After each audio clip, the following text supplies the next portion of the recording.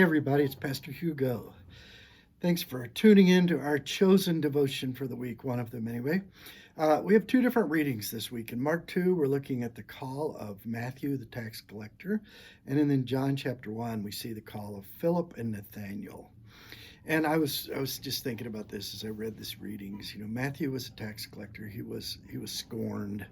He had no standing in the community, not one to be a great disciple for Jesus. Nathaniel, the first thing out of his mouth was, can anything good come out of Nazareth?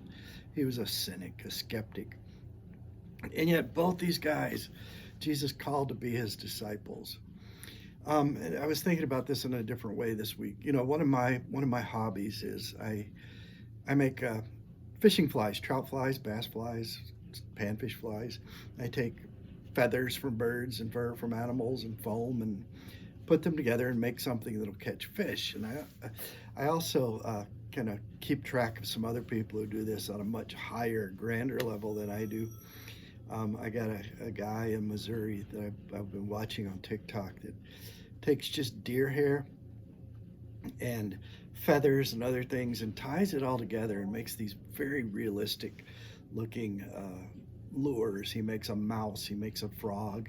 I'll see if I can stick a couple of pictures in here to show you those.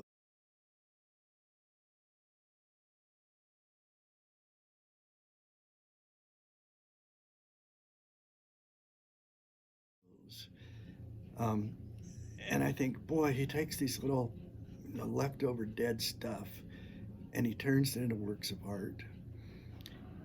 And isn't that what Jesus does with us? Isn't that what he did with Matthew, with Nathaniel, with Philip, with Peter, James, John, Andrew? He takes these four fishermen, a despised tax collector, this cynical, sarcastic Greek guy named Nathaniel, and he puts them together and he makes something beautiful. That's such a comforting message for me, and I hope it's a comforting message for you this week. God chose you not because of your great qualifications. He chose you because of his qualifications. He chose you because of what he can do through you. You know, there's that old gospel hymn. He's the potter, I am the clay. Have your own way, Lord, have your own way. God chose you. God loves you. God can do great things through you. Think about that this week. We'll see you next week. Have a great week. Bye bye.